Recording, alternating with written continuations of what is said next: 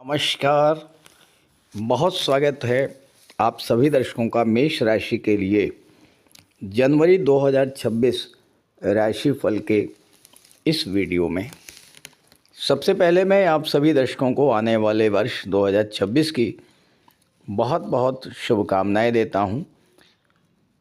नव वर्ष आपके लिए मंगलमय हो, शुभ हो और आप अपने मनोवांछित लक्ष्यों को प्राप्त करें, स्वस्थ रहें, प्रसन्न रहें। इसी कामना के साथ मैं इस वीडियो की शुरुआत करता हूं। देखिए, 2026 का वर्ष एक बहुत बड़ा परिवर्तन आपके लिए लेकर के आ रहा है। वर्ष की शुरुआत में ही ये 1 जनवरी की कुंडली है मेष राशि की। 1 जनवरी को चंद्रमा आपकी कुंडली में उच्च की राशि में गोचर करेंगे धन के भाव में, यानी वर्ष की शुरुआत ही धन प्राप्ति से होने जा रही है। चंद्रमा लिक्विड कैश को दर्शाते हैं, तो वर्ष की शुरुआत से ही आपको धन प्राप्ति का योग बन रहा है, क्योंकि चंद्रमा उच्च की राशि में गोचर करेंगे। हालांकि इसके बाद चंद्रमा बाकी सभी राशियों में लगातार गोचर करते रहेंगे, लेकिन 1 जनवरी की जो स्थिति है वो अत्यंत शुभ है आपके लिए। लेकिन यहाँ पर एक बात का ध्यान भी रखना होगा कि शनि बैठे हैं 12वें भाव में, 7.5 का पहला चरण गतिमान है। शनि के दृष्टि चंद्रमा पर पड़ेगी तो शुरुआत में ही आपको मानसिक तनाव, चिंता और मानसिक कष्ट भी झेलना पड़ सकता है। देवगुरु बृहस्पति कुंडली के 3रे भाव में बैठ करके और भाग्य के भाव को देख रहे हैं, तो भाग्य की दृष्टि से वर्ष 2026 की एक बहुत अच्छी शुरुआत होने जा रही है।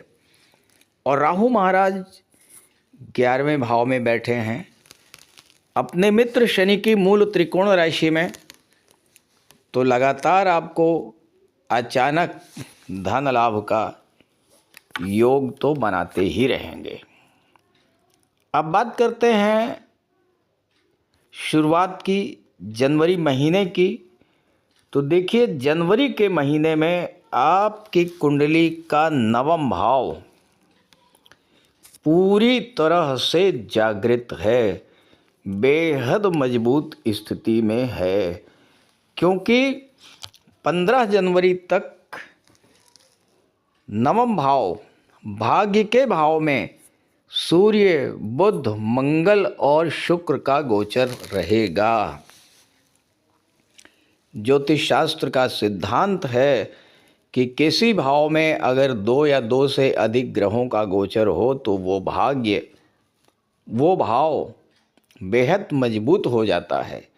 यहाँ पर बुध हैं, यहाँ पर सूर्य हैं, मंगल हैं, देवगुरु बृहस्पति की दृष्टि पड़ रही है और शनि की भी 10वीं दृष्टि 9वें भाव पर पड़ रही है। तो बचा कौन? 6 ग्रहों का प्रभाव तो 9वें भाव पर हो गया। राहु महाराज 11वें में, केतु 5म में और चंद्रमा तो पूरे महीने लगातार राशि परिवर्तन करते रहेंगे। तो वर्ष की शुरुआत धन प्राप्ति और भाग्योन्नति के साथ होने जा रही है। और इसके बाद एक बड़ी महत्वपूर्ण बात आपको बता दूं कि दैत्य गुरु शुक्र 13 जनवरी तक रहेंगे 7म भाव के स्वामी होकर के।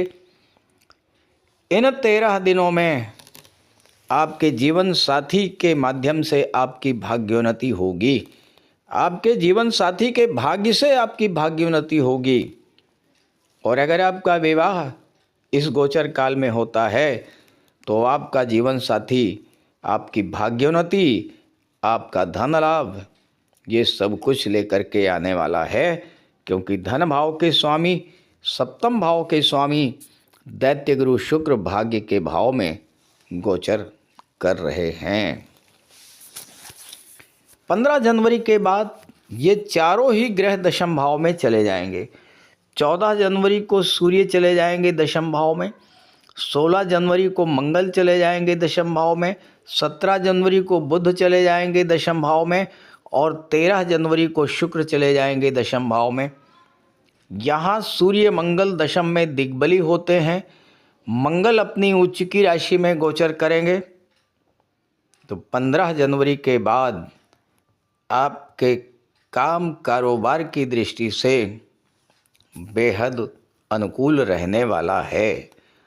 और चूंकि सूर्य पंचम के स्वामी, बुध छठे भाव के स्वामी, दोनों एक साथ गोचर करेंगे, बुधादित्य राजयोग बनाएंगे, तो जो छात्र नौकरी की तलाश में हैं, कॉम्पिटिटिव एग्ज़ाम्स दे रहे हैं, सरकारी नौकरी या प्राइवेट सेक्टर में या आईटी सेक्टर में, मैनेजमेंट के क्षेत्र में, एजुकेशन या बैंकिंग सेक्टर में, आईटी सेक्टर में जॉब की तलाश कर रहे हैं, उनके लिए 15 जनवरी के बाद का समय बेहद अनुकूल रहने वाला है। चलिए अब एक एक बिंदु पर बात कर लेते हैं विस्तार से। तो सबसे पहले बात करते हैं कि आपका स्वास्थ्य कैसा रहेगा। लग्न भाव से आपके स्वास्थ्य का विचार किया जाता है। आपके लग्नेश बनते हैं मंगल, और मंगल नवम भाव में बैठे हुए हैं, एक त्रिकोण के भाव में बैठे हुए हैं।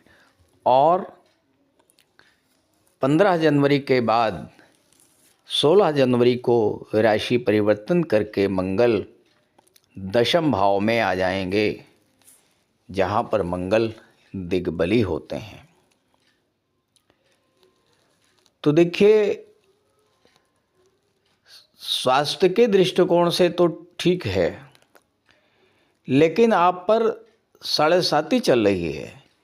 शनि 12वें भाव में बैठ करके दूसरे भाव को देख रहे हैं, तो हेल्थ को लेकर के, इम्यूनिटी को लेकर के आपको केयरफुल तो रहना पड़ेगा, क्योंकि शनि छठे भाव पर भी दृष्टि डाल रहे हैं और छठा भाव होता है रोगों का, और सेकंड हाउस पर भी शनि का दृष्टि है। सेकंड हाउस जो होता है ये हमारे गले को रिप्रेजेंट करता है। तो कफ, कोल्ड, इन्फेक्शन, इस तरह की चीज़ें, गले से रिलेटेड कुछ प्रॉब्लम्स ये हो सकती हैं। और दूसरी बात, राशि के स्वामी 16 जनवरी को उच्च की राशि में चले जाएंगे, और मंगल चूंकि 8वें भाव के स्वामी हैं, तो 16 जनवरी तक स्वास्थ्य को लेकर थोड़ी बहुत परेशानी तो रहे, लेकिन 16 जनवरी को जब मंगल अपनी उच्च की राशि में आ जाएंगे और मंगल की दृष्टि आपके लग्न पर पड़ेगी, फर्स्ट हाउस को देखेंगे, तो आपको आपकी इम्यूनिटी भी बूस्ट अप करेगी, हेल्थ को भी रिकवर करेंगे और स्वास्थ्य आपका अच्छा रहेगा। बात करते हैं स्टूडेंट्स के बारे में। पढ़ाई लिखाई आपकी कैसी रहेगी, पंचम भाव से इसको देखा जाता है। संतान है, शिक्षा है, लव रोमांस है, क्रिएटिविटी है, ये सारी चीज़ें पंचम भाव से। आपकी निर्णय क्षमता ये पंचम भाव से देखी जाती है। पंचम के स्वामी बनते हैं सूर्यदेव, जो कि भाग्य के भाव में अपने मित्र की राशि में बैठे हुए हैं, लेकिन पंचम भाव में केतु बैठे हुए हैं। केतु क्या करते हैं?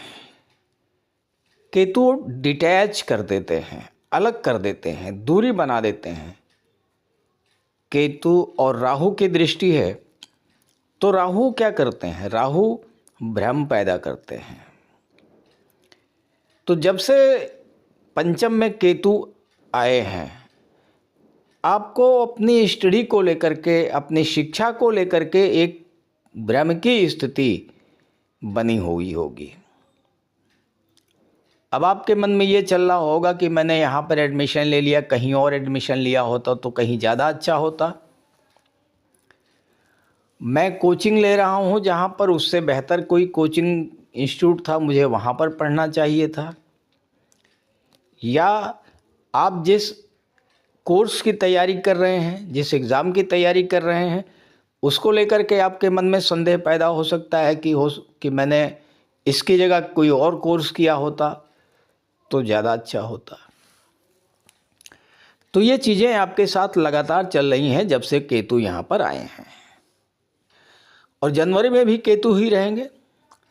लेकिन अच्छी बात क्या होगी कि जनवरी में पंचम के स्वामी जो सूर्य हैं, ये नवम भाव में भाग्य स्थान में आ जाएंगे। अब सूर्य तो राजा हैं, सूर्य गवर्नमेंट को दर्शाते हैं, सूर्य पॉलिटिक्स को दर्शाते हैं।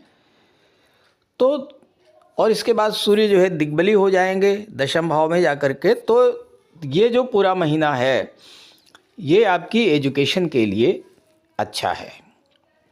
आपका कोई एग्ज़ाम वगैरह है, कोई इंटरव्यू है, तो सूर्य बहुत अच्छी प्लेसमेंट लेकर के बैठे हैं और ये आपको सपोर्ट करेंगे। जब सूर्य दशम में चले जाएंगे तो वो समय और अच्छा आपके लिए रहेगा। जहाँ तक आपके लव रिलेशंस की बात, तो पंचम में केतु हैं और पंचमेश सूर्य हैं। सूर्य ईगो और अहंकार को दर्शाते हैं। तो लव रिलेशंस में लेकर के असंतुष्टि की भावना तो लगातार बनी ही रहेगी। हो सकता है कि आपके पार्टनर का नेचर ही कुछ ऐसा हो, या वो इस तरह की बातें करता हो कि आप चाह करके भी सेटिस्फाई ना हो पाए हों। काफ़ी कुछ एक्सपेक्टेशन है आपको, लेकिन वो पूरी नहीं हो रही हैं। कभी कभी तो आपका धैर्य जवाब दे जाता है। तो यहाँ पर केतु का रहना लव रिलेशंस के लिए तो बहुत ज़्यादा अच्छा नहीं है। हाँ, ये ज़रूर है कि मई जून के बाद आपके रिलेशंस में एक अच्छा और पॉजिटिव चेंज देखने को मिलेगा। जहाँ तक मैरिड लाइफ है, तो मैरिड लाइफ के बारे में तो मैंने शुरू में ही बता दिया कि बहुत अच्छी रहेगी। सप्तमेश भाग्य में, सप्तमेश कर्म के भाव में, केंद्र में और त्रिकोण के भाव में सूर्य दैत्य गुरु शुक्र जब रहेंगे तो ये पूरी तरह से सपोर्टिव रहेगा। खास करके अगर आपके लाइफ पार्टनर घर के अर्निंग मेंबर हैं तो उनके कैरियर ग्रोथ को लेकर, उनके भाग्य को लेकर, उनके धन को लेकर के, उनके बिजनेस को लेकर के ये महीना बहुत ही अच्छा रहने वाला है। मैरिड लाइफ के लिए और आपके जीवन साथी के लिए जनवरी का महीना बहुत अच्छा है। उनके कैरियर में अच्छी ग्रोथ मिल सकती है। और जहाँ तक बिजनेस की बात कर लें तो व्यापार के दृष्टिकोण से भी ये समय आपके लिए बहुत अच्छा रहने वाला है।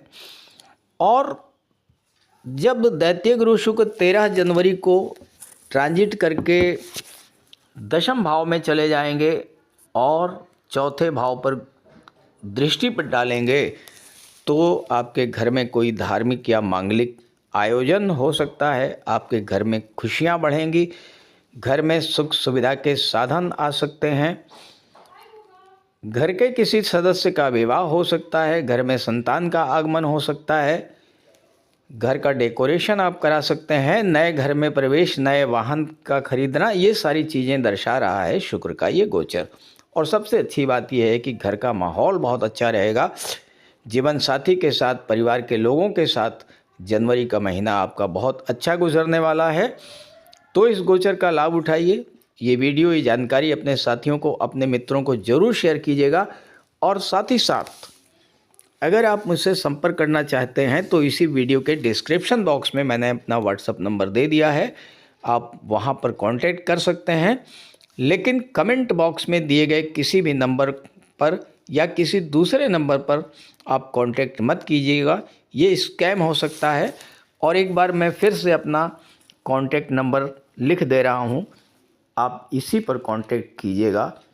90 581 44 128। ये मेरा व्हाट्सअप नंबर है, इसी पर आप कांटेक्ट कर सकते हैं। तो एक बार फिर से आप सभी दर्शकों को नववर्ष की बहुत बहुत शुभकामनाएं। नमस्कार।